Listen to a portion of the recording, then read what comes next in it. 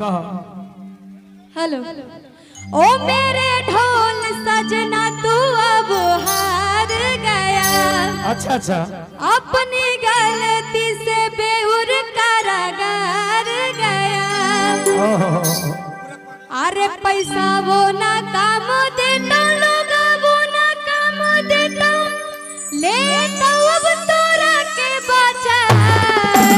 तो कहते क्या कि जहिया बिल लेके आइबो तहिया तोरा के देबो।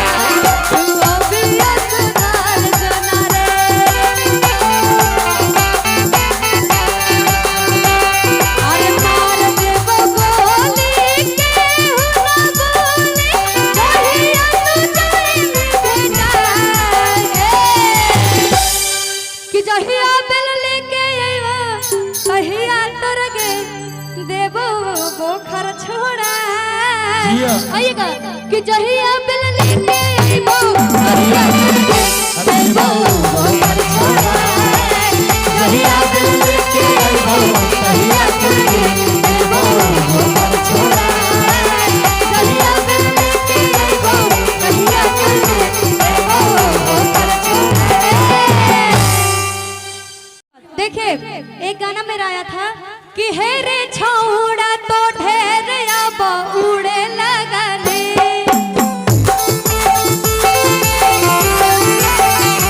अभी देखिए रहलियो बेसी कूदे लगाने।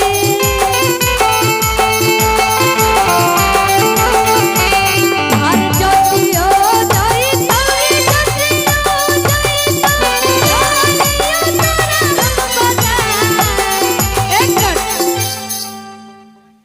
कि जहिया हम चाह लेबो तहिया तोरा के लेबो घर से उठा। जहिया हम चाह लेबो तहिया तोरा के लेबो घर से उठा। जहिया हम चाह लेबो तहिया तोरा के लेबो घर से उठा। ए हेलो लाओ तो माइकवा। हेलो कि आगे झुमका देबो झूलनिया देबो नथुनिया देबो जोड़े जोड़े। का भैया कि आगे झुमका देबो झूलनिया देबो नथुनिया देबो जोड़े जोड़े। अरे सुटावा किन दे जोड़े जोड़े छोड़ा रतिया सुतबो तोरे जोरे। ए लड़की कहती है कि अरे मंगिया भर दे भोरे भोरे छौड़ा रतिया सुतब। ए भैया बॉक्स उठा के लेके चल जा महाराज। ए माइक लगता है घबरा जाता है उसे बताओ कि आगे झुमका देबो झूलनिया देबो नथुनिया देबो जोड़े जोड़े।